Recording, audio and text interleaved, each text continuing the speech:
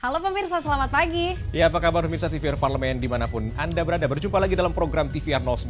Bersama saya Dedi Ramadan dan juga rekan saya. Saya Dini Reski. Dalam 30 menit ke depan kami akan sajikan kepada Anda sejumlah berita nasional, khususnya dari sudut pandang DPR RI sebagai referensi Anda dalam memahami dinamika politik, hukum, ekonomi, sosial, dan juga budaya di Indonesia.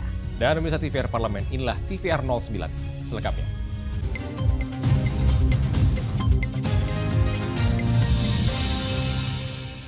Kita awali TVR 09 pagi ini dengan berita Komisi 2 DPR RI yang menekankan KPU dan Bawaslu untuk terus meningkatkan koordinasi untuk mencegah pelanggaran kampanye hingga tindak pidana pemilu lainnya, serta sinergi KPU dan Bawaslu diharapkan bisa mewujudkan pemilu yang damai, aman, dan juga adil. Sebagai provinsi dengan jumlah pemilih tetap tertinggi nomor 2 se-Indonesia, KPU dan Bawaslu Provinsi Jawa Timur harus berupaya menjaga kondusivitas wilayah selama tahapan pemilu 2024 berlangsung. Dalam diskusi bersama stakeholder penyelenggara pemilu di pendopo kantor Bupati Sidoarjo, anggota Komisi 2 DPR RI Aminur Rohman mengapresiasi kesiapan KPU dan Bawaslu Kabupaten Sidoarjo menjelang pemilu 2024. Mulai dari penetapan DPT, pengadaan logistik pemilu yang hampir mencapai 100%, hingga komitmen Pemkab memfasilitasi petugas KPPS dengan BPJS Ketenagakerjaan. Tugasnya Bawaslu mencegah terjadinya pelanggaran, bukan mengeksekusi setelah terjadi pelanggaran. Ya, tugas utamanya Bawaslu itu mencegah. Kalau sudah terjadi, tunggu saja kalau tidak, tapi upaya akan termasuk melakukan upaya pencegahan. Untuk menuju ke sana, tentu membersihkan KPU dengan Bawaslu posisinya ini atau posisi yang berbeda. Anggota Komisi 2 DPR RI Teddy Setiadi mengatakan, KPU dan Bawaslu setempat harus mengutamakan koordinasi dalam menyelesaikan sengketa pemilu. Teddy berharap sinergi KPU dan Bawaslu bisa mewujudkan pemilu yang damai, aman, dan adil. Saya pikir dengan koordinasi seperti ini, kita hanya ingin memastikan juga sebetulnya kaitan pemilu bisa berjalan dengan baik, dengan sukses, dan lancar, dan aman, dan menjadi ajang bukan ajang disintegrasi tapi integrasi bangsa.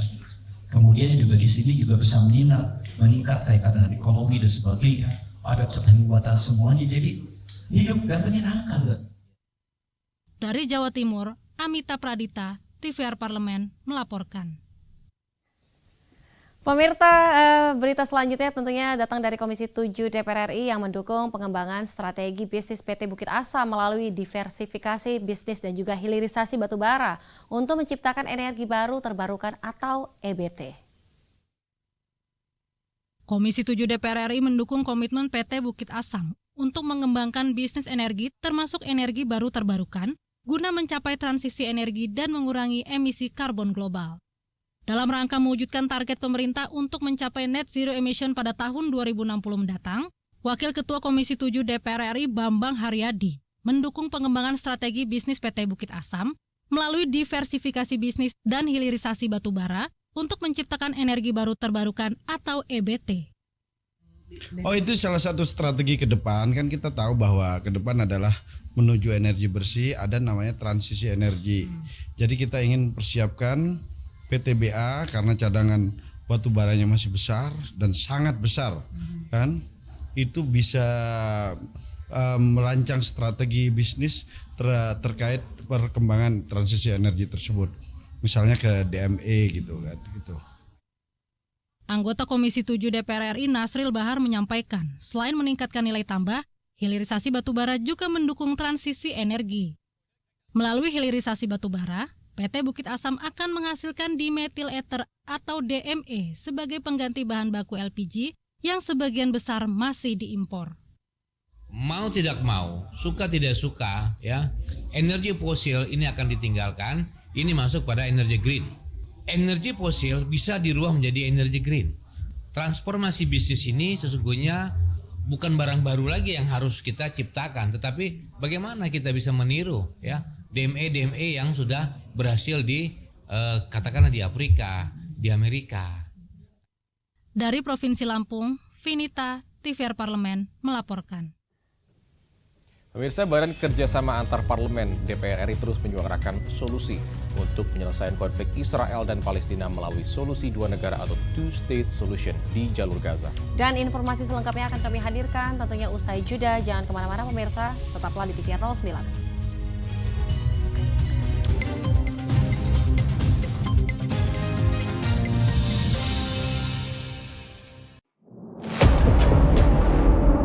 Sini ditambang. Konflik yang terjadi, Warga sini tidak mengizinkan. masalah yang tersisihkan menjadi kesenjangan sosial. Ya namanya rakyat kecil gak bisa apa-apa, mau komplain juga gak didengar. Sebab apa? Itu menyangkut isi perut kami semua. Bagaimana memutus keterbatasan untuk didengar? Jadi kalau misalnya masyarakat sudah merasa tidak lagi ada yang memperjuangkan aspirasinya, maka masyarakat memang sangat berhak untuk meminta dewan yang mewakili mereka di parlemen. Kami menyusuri batas-batas peristiwa, mengurai berbagai polemik yang terjadi, meluruhkan suara-suara marginal, menjadi nyata dalam setiap aspirasi, melaksanakan tugasnya sebagai wakil rakyat. Saksikan Aksi Dewan setiap hari Senin dan Rabu pukul 10.30 waktu Indonesia Barat hanya di TVR Parlemen.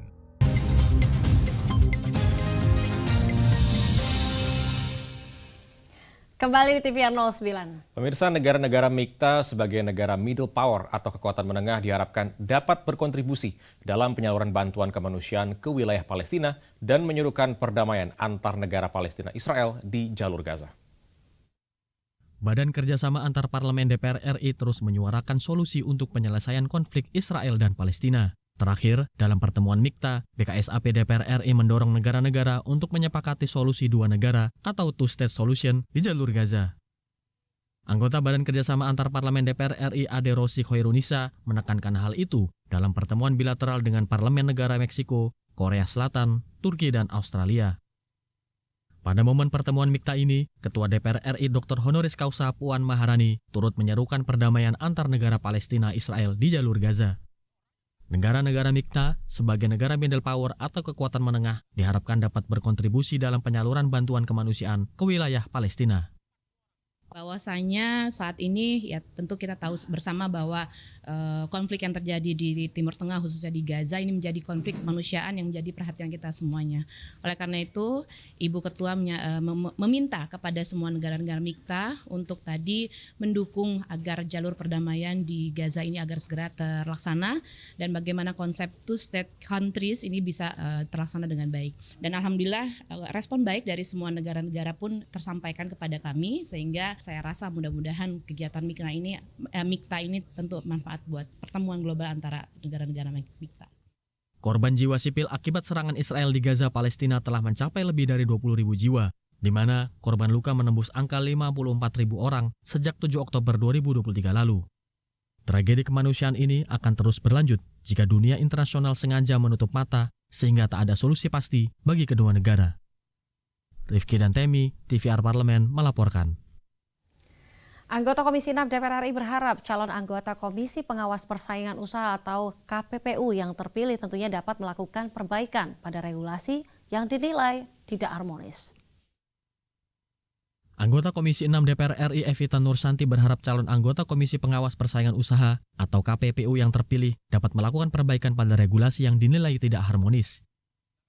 Komisi 6 DPR RI telah melakukan uji kelayakan dan kepatutan 18 calon anggota KPPU pada 15 November lalu. Evita menyebut calon anggota KPPU memiliki beberapa catatan yang harus diperbaiki.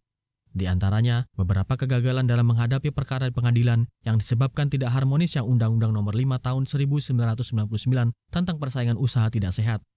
Di samping itu, juga perlu dilakukan pembenahan lembaga untuk mengantisipasi persaingan usaha di tengah era digitalisasi. Untuk itu, Evita meminta seluruh anggota KPPU yang terpilih untuk memperbaiki kekurangan dan permasalahan yang ada. Banyaknya kasus-kasus yang ditangani oleh KPPU ini ketika ke pengadilan, ke meja hijau itu kalah. Nah ini kan pasti ada sesuatu yang harus diperbaiki. apa sebabnya. Walaupun dikatakan bahwa tidak substansinya yang menyebabkan kekalahan, tapi mengenai harmonisasi daripada undang-undang yang ada dengan undang-undang yang lain. Nah, tantangan ke depan bahwa ketika kita bicara persaingan usaha, tidak hanya konvensional bisnis ini aja ya, tetapi ini kan era digital. Digital itu akan banyak sekali masalah-masalah yang akan dihadapi. Nah, harapan kita ya KPPU ini juga bersiap diri untuk itu, dan kalau memang kita harus revisi undang-undangnya, ya kita revisi undang-undang yang ada. Lebih lanjut, Evita juga meminta KPPU untuk melakukan sosialisasi secara masif tentang peran, tugas, dan fungsi lembaganya kepada masyarakat. Andini dan Bondan, TVR Parlemen melaporkan. Komisi 2 DPR RI menyerap aspirasi dan masukan dari Ketua KPU dan Bawaslu Kabupaten Sidoarjo terkait penyelenggaraan pilkada yang semula akan dilaksanakan pada bulan November maju menjadi bulan September 2024. Pemerintah melalui Kementerian Dalam Negeri berencana menerbitkan peraturan pemerintah pengganti undang-undang untuk mengubah jadwal pilkada 2024. Pilkada yang semula akan dilaksanakan pada bulan November maju menjadi bulan September 2024. Menanggapi isu tersebut, anggota Komisi 2 DPR RI Supriyanto meminta pertimbangan dan masukan dari Ketua KPU dan Bawaslu Kabupaten Sidoarjo. Supriyanto mendorong penyelenggara pemilu memiliki keberanian menyuarakan aspirasinya terkait perubahan peraturan pemilu karena petugas di lapangan akan turut terkena imbasnya. Kalau pelaksanaan di bulan 9, maka sebetulnya laporan pertanggungjawaban keuangan yang dilakukan oleh KPU tambah longgar juga daripada dilakukan pada bulan 11. Saya kira itu dari kunjungan ini Bapak Ibu dari KPU maupun Bawaslu mungkin bisa memberikan pandangan terkait pengajuan pilkada. Ketua Bawaslu Kabupaten Sidoarjo Agung Nugraha menyampaikan, jika jadwal pilkada dimajukan, maka saat melakukan perubahan undang-undang, pemerintah harus memperhatikan periode kepengurusan KPU Bawaslu. Selain itu, juga perlu mengantisipasi penambahan calon peserta pemilu yang akan berimbas pada proses penghitungan suara. Tapi kita berharap untuk dihitung ulang khususnya terkait sama penetapan calon peserta pemilu dari partai politik. Karena ini hubungannya nanti penghitungannya sama. Itu apa gunakan pemilu 2019 atau akan gunakan 2024. Dari Sidoarjo, Jawa Timur, Amita Pradita, TVR Parlemen melaporkan. Baik pemirsa, memasuki masa kampanye jelang pemilihan umum tahun 2024, tentunya di sini Komisi 1 DPR RI menilai pentingnya mewujudkan sinergi antara pemerintah, pers, dan juga publik, tentunya dalam mengawal tahapan pemilu. Mulai dari diseminasi informasi melalui media digital maupun non-digital, netralitas pers hingga pengawasan publik terhadap sepak terjang peserta pemilu dari kampanye hingga masa penghitungan suara. Dan informasi selengkapnya akan kami hadirkan sesaat lagi. Jangan kemana-mana, tetaplah di TVR 09.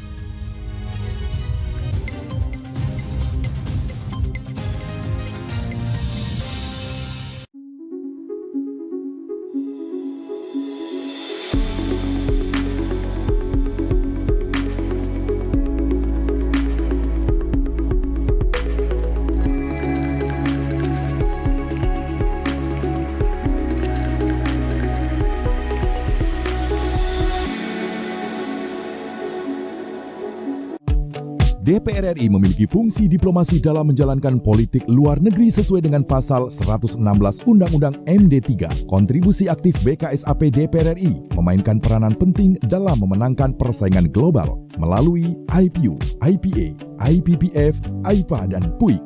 BKSAP memiliki komitmen yang tinggi dalam krisis kemanusiaan dunia. Fungsi diplomasi dijalankan untuk mendukung upaya pemerintah dalam melaksanakan politik luar negeri.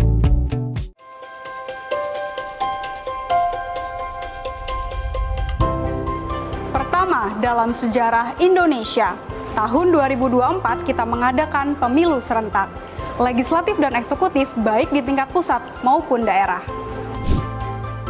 Catat waktunya, Rabu 14 Februari 2024. Untuk pemilihan legislatif, Anda akan memilih anggota DPD, anggota DPR, anggota DPRD Provinsi, dan anggota DPRD Kabupaten atau Kota. Selain pemilu legislatif, Anda juga akan memilih presiden dan wakil presiden loh pemirsa. Di bulan November, tepatnya Rabu 27 November 2024, juga akan diadakan pemilihan kepala daerah atau pilkada serentak. Dalam pilkada nanti, Anda akan memilih gubernur dan wakil gubernur, bupati dan wakil bupati, serta wali kota dan wakil wali kota. Nah, pemirsa sudah tahu kan waktunya? Kini saatnya Anda untuk mempersiapkan diri. Kenali calon-calon wakil rakyat dan pemimpin Anda dengan baik.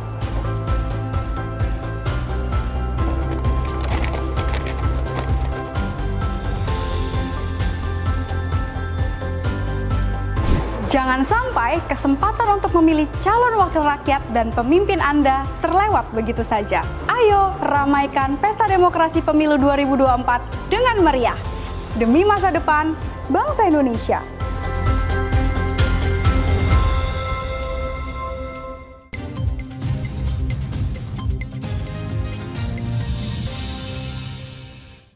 Kembali di TVR 09. Pemirsa, Wakil Ketua Komisi 1 DPR RI Abdul Haris Almasyari mendorong Kominfo terus melakukan pengawasan terhadap konten negatif seperti halnya ujaran kebencian dan juga hoax. Dan bukan hanya itu pemirsa, di sini guna memastikan sistem pengawasan berjalan dengan optimal, Kominfo juga harus bersinergi dan juga berkoordinasi dengan penyelenggara pemilu serta penyelenggara telekomunikasi agar akses telekomunikasi mampu terjangkau seluruh TPS yang berada di tanah air. Dan terkait penyebaran informasi pemilu, pers berperan besar mendorong partisipasi masyarakat dan juga menjaga kondusivitas bangsa. Untuk mengetahui informasi selengkapnya, mari kita simak laporan mendalam yang telah dihimpun oleh tim redaksi TVR Parlemen, tentunya dalam segmen editorial Parlemen berikut ini. 5 menit.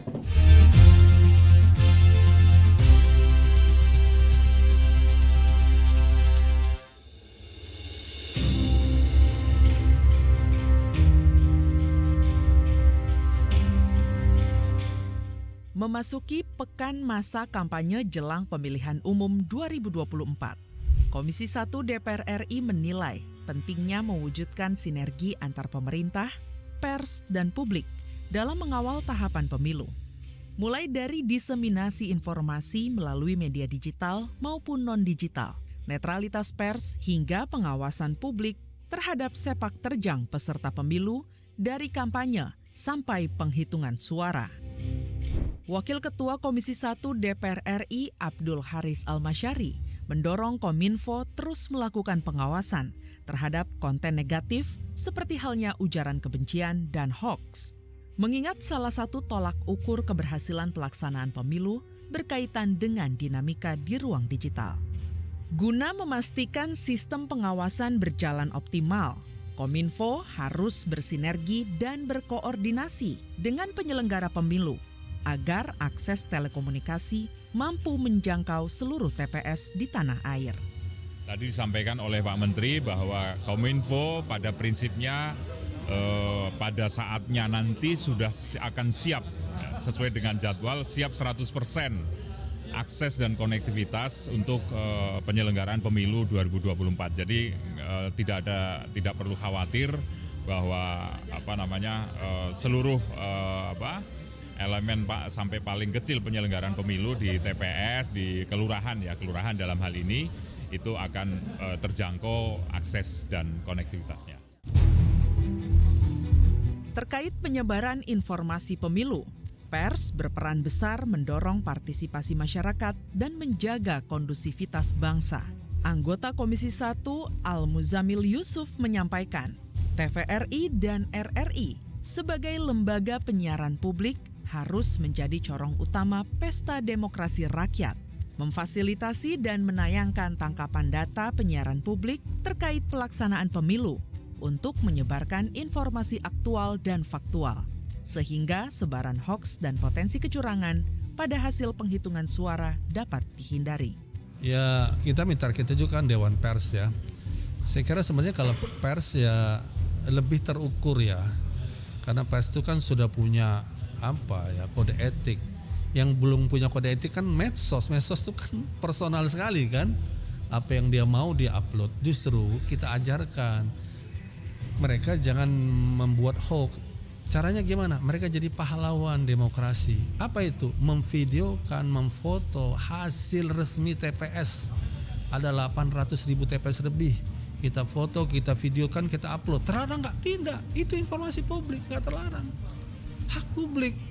Ya, yang nggak boleh kita upload setelah kita edit, kita rubah angkanya. Itu kena hukum. Tapi kalau asli, ya ini wartawan depan saya rekam begini asli.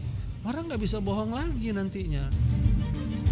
Selanjutnya, Ketua Komisi 2 DPR RI Ahmad Doli Kurnia Tanjung menyatakan, selain memberikan suaranya, masyarakat Indonesia juga harus aktif mengawal pemilu, mulai dari masa kampanye, proses pemungutan suara di TPS, sampai rekapitulasi data di KPU. Suara yang dihasilkan dan ditetapkan dari pemilu 2024 akan mempengaruhi jalannya pemerintahan 5 tahun ke depan dan situasi bangsa yang lebih baik, lebih maju, dan lebih produktif.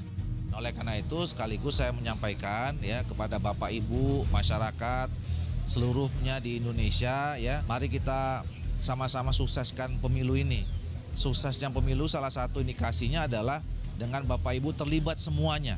Seluruh masyarakat Indonesia yang punya hak pilih harus terlibat. Karena apa? Karena pemilu ini adalah sebuah media kita yang mengantarkan kita pada situasi yang lebih baik, yang lebih maju, yang lebih produktif, yang lebih membangun gitu. Dan pemilu ini yang menentukan masa depan nasib kita. Jadi mari kita tentukan masa depan dan nasib kita secara bersama-sama. Jangan biarkan masa depan nasib kita ditentukan orang-orang lain. Harus ditentukan oleh kita semua. Tim redaksi TVR Parlemen melaporkan.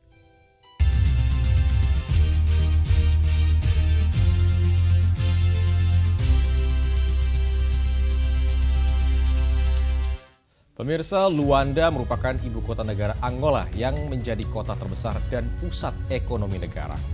Luanda memiliki banyak potensi wisata, mulai dari pantai, taman nasional, dan juga situs bersejarah. Dan tentunya pemirsa salah satu yaitu Fortaleza de S. Miguel yang saat ini menjadi lokasi Museum Nasional de Historia Militar. Bagaimana dan seperti apa Museum Nasional de Historia Militar? Jangan kemana-mana, tetaplah bersama kami di TVR 09.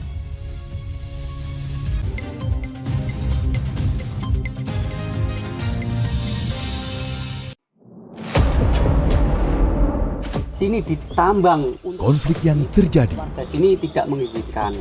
Masalah yang tersisihkan menjadi kesenjangan sosial. Ya namanya rakyat kecil gak bisa apa-apa, mau komplain juga gak didengar.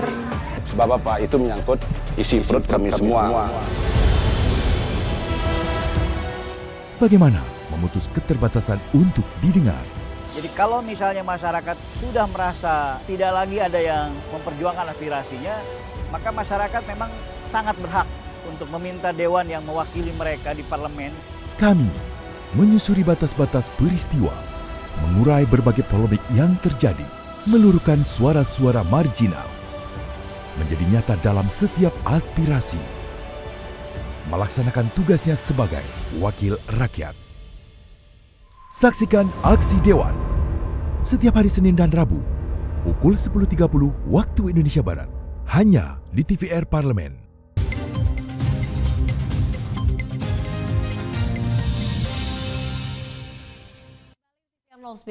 Pemirsa, Museum Nasional de Historia Militar menyimpan sejarah panjang dan politik dan juga militer dari negara Angola. Dan museum ini menyimpan berbagai koleksi yang membuat kita terhipnotis oleh jejak sejarah yang seolah-olah menjadi dan juga menari di setiap lorong museum. Dan tanpa berlama-lama lagi, mari kita saksikan tayangan Museum Nasional de Historia Militar Angola pada segmen Intips, informasi dan tips. Berikut ini.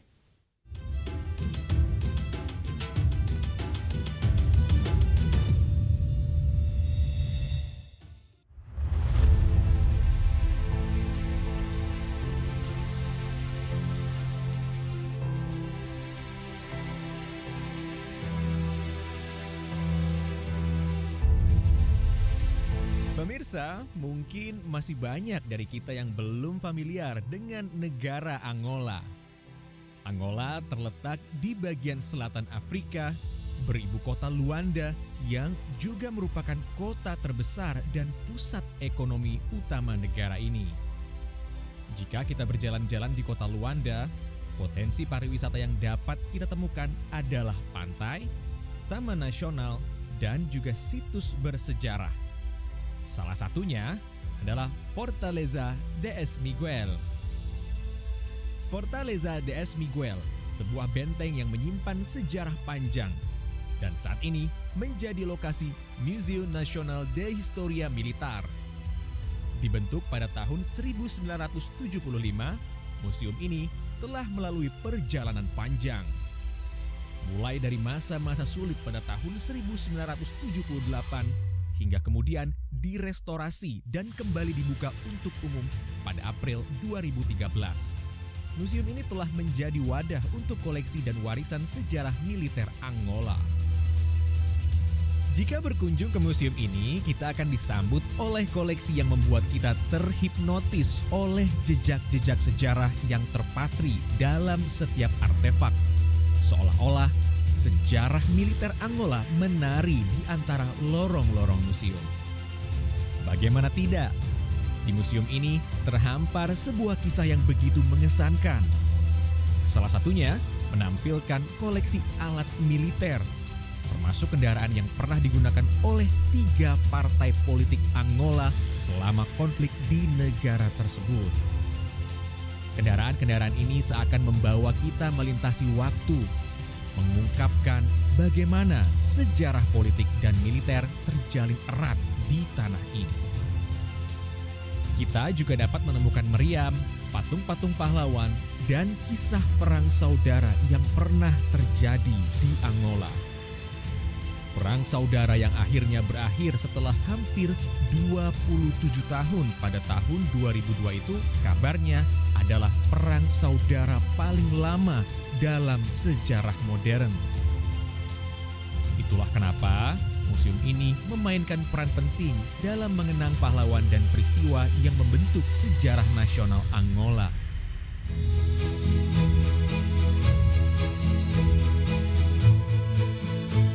Tak selalu soal sejarah. Dari lantai atas museum ini kita dapat menikmati landscape kota Luanda yang indah, terhampar di garis pantai yang menghadap langsung ke laut lepas Samudra Atlantik, menambah keindahan ketika kita berkunjung ke museum ini. Museu Nacional de Historia Militar tidak hanya menjadi rumah bagi koleksi-koleksi berharga, tetapi juga menjadi jendela untuk mengeksplorasi peran pahlawan serta peristiwa bersejarah yang membentuk Angola menjadi apa yang kita kenal saat ini.